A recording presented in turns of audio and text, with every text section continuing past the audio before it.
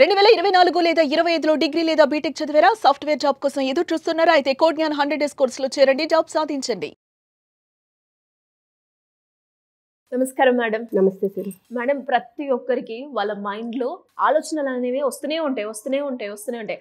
ఆ కోరికలు కూడా పుడుతూనే ఉంటాయి. బట్ అందులో కొన్ని మాత్రమే నెరవేరుతాయి. ఎందుకంటారు మేడం? మనం రోజువారీ వర్క్లో చూసుకుంటూ ఉంటే, ఫర్ ఎగ్జాంపుల్ మనం బయటకు వెళ్ళాం అనుకోండి, ఒక అందంగా ఏదన్నా డ్రెస్ కనిపించినా, శారీ కనిపించినా, లేదా ఒక కార్ కనిపించినా ఏమనిపిస్తుంది, మనం కొనుక్కుంటే బాగుంటుంది. ఇమ్మీడియట్గా మనకు ఆ ఫీల్ వచ్చేస్తుంది, నేను కొనుక్కుంటే బాగుంటుంది. లేకపోతే ఒక శారీ చూసాం అనుకోండి, ఆ శారీ నాకైతే బాగుంటుంది, ఆ నగ అయితే నాకైతే బాగుంటుంది అనేటటువంటి ఒక భావన వస్తుంది. కొనుక్కోవాలి అనేటటువంటి ఒక తపన బయలుదేరుతుంది మనలోని. ఇలాగా మనం రోజువారీ దాంట్లోని మార్నింగ్ ఒకటి చూడొచ్చు, మధ్యాహ్నం ఒకటి చూడొచ్చు, నైట్ ఒకటి చూడొచ్చు. కానీ ఇవన్నీ మన కాన్షియస్ మైండ్ వరకు మాత్రమే పరిమితం అయిపోయి ఉంటాయి. అంటే చూస్తున్నాము, కొనుక్కోవాలనుకుంటున్నాము, కానీ దాని మీద అంతగా మనం ఎఫర్ట్ పెట్టము. మార్నింగ్ చూసిన దానికన్నా మధ్యాహ్నం చూసింది చాలా బాగుంది అంటే ఏమవుతుంది, కోరిక మారుతుంది అక్కడ.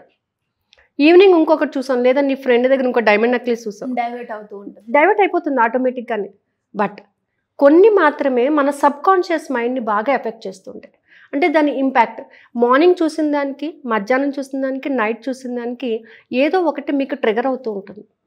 నైట్ చూసిన డైమండ్ నెక్లెస్ బాగా నచ్చుతుంది కదా, అంటే దాని గురించే తదేకంగా మీరు ఆలోచించడము జరుగుతుంది. ఇది ఏం చేస్తారు, మీరు మీ సబ్ కాన్షియస్ మైండ్కి మీ ఫీలింగ్స్ అనే దానిని ట్రాన్స్ఫర్ చేసేస్తారు. కాన్షియస్ మైండ్లో ఉన్నంతసేపు కూడా అది మనము గోల్ అనలేము. కొనుక్కోవాలనుకున్నాను అంతే.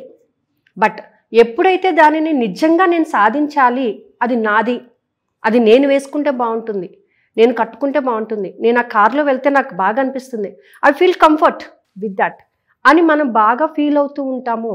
దాని గురించి మనకి గుర్తొచ్చినప్పుడు మాత్రమే కాకుండా మన వర్క్ చేసుకుంటూ కూడా మన సబ్ కాన్షియస్ మైండ్లో దాని యొక్క ఫీలింగ్స్, అంటే దానికి సంబంధించినటువంటి పాయింట్స్ ఏవైతే ఉన్నాయో అవి మనకి బాగా ఇంపాక్ట్ చేస్తూ ఉంటాయి. అటువంటి దానినే సంకల్పము అని అంటారు.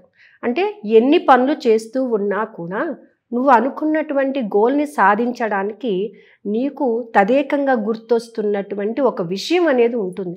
నేను అల్టిమేట్గా ఇది కొనుక్కోవాలి, దీనిని రీచ్ అవ్వాలి, లేదా నేను నెలకి ఇంత సంపాదించాలి. నువ్వు ఎంత సంపాదిస్తున్నా కూడా ఇది నీ కాన్షియస్ మైండ్ వరకే పరిమితం చేస్తున్నావు. నీ సబ్ కాన్షియస్ మైండ్లోని నువ్వు ఎంత సంపాదించాలి అనే దాన్ని ఒక ఫిగర్, దానికి సంబంధించినటువంటి ఒక ఫీలింగ్ని ఇంజెక్ట్ చేస్తాం. దానినే సంకల్పము అని అంటారు. సంకల్పం అనేది ఊరికే మారదు. సంకల్పం అనేది మారకుండా ఉండి మనం మాట్లాడేటప్పుడు దాని మీద ఫీలింగ్స్ని వ్యక్తపరుస్తూ దానికి కావాల్సినటువంటి ఎనర్జీని పొందడానికి మనం సంసిద్ధంగా ఉన్నప్పుడు మాత్రమే దానిని సంకల్పం అంటారు. నేను ధ్యానం చేస్తున్నానండి నా సంకల్పం నెరవేర్చుకోవడానికి, కానీ సంకల్పం చుట్టూ ఉన్నటువంటి భయాలను నువ్వు తొలగించనంత వరకు కూడా దాన్ని సంకల్పం అనరు. ఆ ధ్యానం కూడా వేస్ట్ అయిపోతుంది అనమాట. అంటే నువ్వు ఒక సంకల్పం పెట్టుకున్నప్పుడు సంకల్పాన్ని అనుసరించి ధ్యానం చెయ్యాలి అని అన్నప్పుడు నీ మనసు, బుద్ధి, శరీరం మూడు కూడా ఒకే స్ట్రైట్ లైన్లో ఉంటూ దాని గురించి ఆలోచించగలగాలి. ఎవరు ఎన్నన్నా చెప్పని, నువ్వు ఎన్ని పనులన్నా చెయ్యి, కానీ అల్టిమేట్ నీ గోల్ని నువ్వు రీచ్ అవ్వడమే సంకల్పం. సో ఇటువంటి దానికి మనం ధ్యానం చెయ్యొచ్చు. ఎలా చెయ్యాలండి? మనలో ఉన్నటువంటి భయాలను, అంటే నీ సంకల్పానికి నీ చుట్టూ ఉన్న స్నేహితులు నీకు కొన్ని భయాలు క్రియేట్ చేస్తారు. నువ్వు అనుకుంటున్నావు కానీ నువ్వు అది పొందగలవా, డైమండ్ నెక్లెస్ నువ్వు కొనుక్కోగలవా అని అంటారు. డైమండ్ నెక్లెస్ డబ్బు ఉన్నవాడు మాత్రమే కొనాలా, నేనెందుకు కొనకూడదు? అంటే వాడికి మాత్రమే దాని మీద క్లారిటీ ఉందా, దాని అర్హత వాడికే ఉందా, నేను కూడా పొందొచ్చు. అంటే దానిని పొందాలి అని అంటే నువ్వు దాన్ని వేసుకోవడానికి రెడీగా ఉండాలి, దాన్ని కొనడానికి నీకు కావాల్సిన డబ్బు సంపాదించడానికి నువ్వు రెడీగా ఉండాలి, దాని యొక్క డిజైన్ మీద నీకు ఐడియా ఉండాలి, దాని యొక్క ప్రిషియస్నెస్ మీద నీకు క్లారిటీ ఉండాలి. అప్పుడు మాత్రమే నువ్వు దాన్ని పొందుతావు. అలాగే కొంతమంది ఏమంటారు, నువ్వు మరీ మాట్లాడేవు కానీ నీకు అది వల్ల కాదు, నువ్వు చేయలేవు అంటే ఒక నెగిటివిటీని క్రియేట్ చేస్తారు. నీ స్థాయి ఇంతే అంటారు. నెవర్. ఎందుకు కొనలేము మనం? డైమండ్ నెక్లెస్ కొనడానికి మనకి ఎందుకు అర్హత లేదు? We're not having the capability to reach. అంటే వాళ్ళు చెప్పారు కదా, నేనేం చేయలేనేమో, నేను ఇంతేనేమో, నేను సాధించలేనేమో. బట్ అల్టిమేట్గా నువ్వు డైమండ్ నెక్లెస్ పొందుతాను అనేటటువంటి ఒక పాజిటివిటీని క్రియేట్ చేసుకున్నప్పుడు దానికి కావాల్సిన శక్తి కావాలి. శక్తి కావాలంటే నువ్వు దాన్ని విజువలైజేషన్ చేయగలగాలి. ఎలా వచ్చేస్తుంది? విజువలైజేషన్ చేస్తే వచ్చేస్తుందా? కావాల్సినటువంటి అవకాశాలు క్రియేట్ అవుతాయి. నువ్వు అది వేసుకున్నాను అనేటటువంటి నీ ఫీలింగ్, నీ భావన ఏం చేస్తుంది? అది నీ దగ్గరికి రీచ్ అవ్వడానికి నీ ఫ్రీక్వెన్సీని పెంచుకునేలాగా అవకాశాలు క్రియేట్ చేస్తుంది. సో ఏదో ఒక రకంగా నువ్వు దాన్ని అయితే రీచ్ అవుతావు, ఖచ్చితంగా రీచ్ అవుతావు.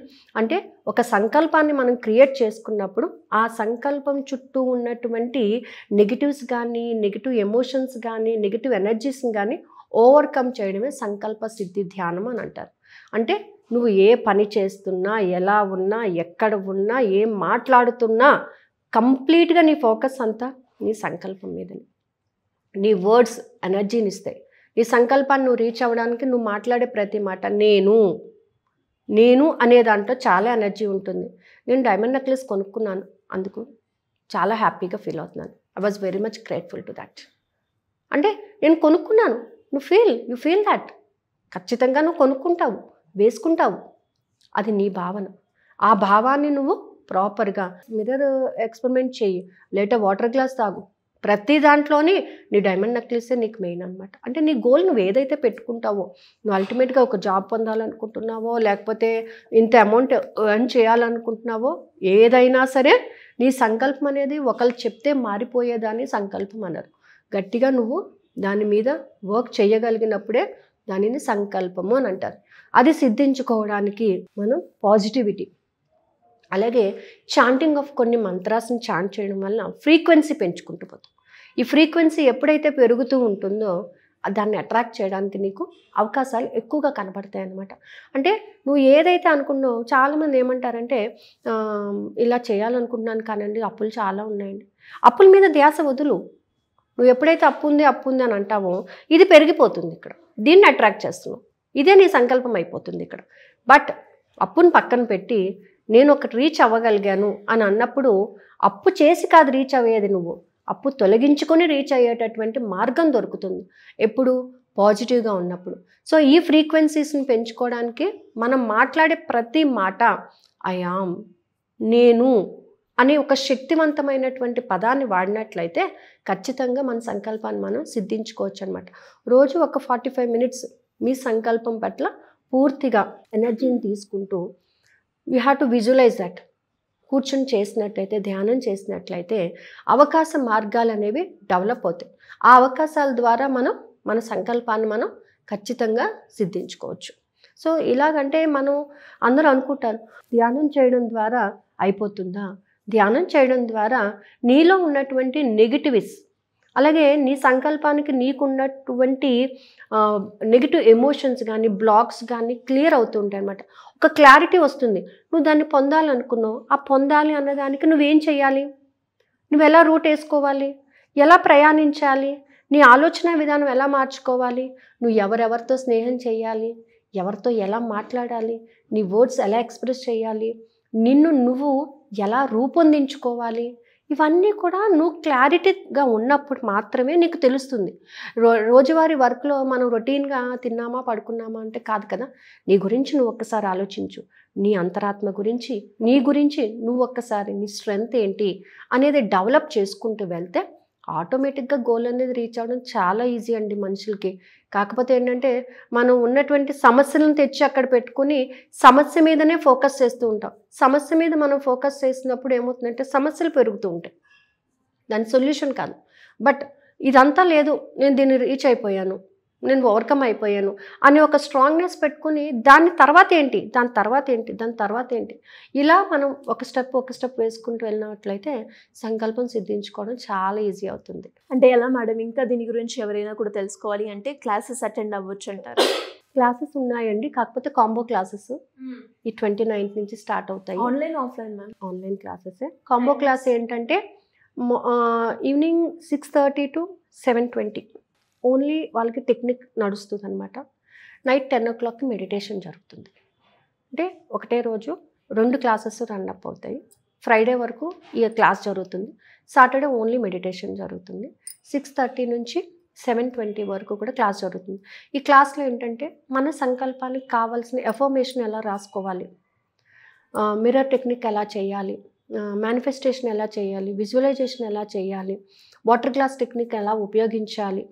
సో ఇవి మాత్రమే కాకుండా మన మైండ్ సెట్ని మనం ఎలాగా మౌల్డ్ చేసుకోవాలి, మనల్ని మనం ఎలా తెలుసుకోవాలి, మనలో పాజిటివిటీస్ని ఎలా బిల్డ్ చేసుకోవాలి. సో ఇవి మనకి క్లాస్లో జరుగుతాయండి. అలాగే మెడిటేషన్లో ఏంటంటే విజువలైజేషన్ చేయడము, ప్రతి చక్రాన్ని యాక్టివేట్ చేసుకోవడము, ఇది జరుగుతుంది. 21 days ఉంటుందండి క్లాసు. ఈ నవంబర్ 29th నుంచి స్టార్ట్ అవుతున్నాయి క్లాసెస్. ఇంట్రెస్ట్ ఉన్న వాళ్ళు క్రింద స్క్రోల్ అవుతున్న నెంబర్ని కాంటాక్ట్ చేయొచ్చు. Thank you ma'am, thank you so much. Suman టీవీలో మీ పర్సనల్ అండ్ బిజినెస్ ప్రమోషన్స్ కోసం కింది నెంబర్కి కాంటాక్ట్ చేయండి.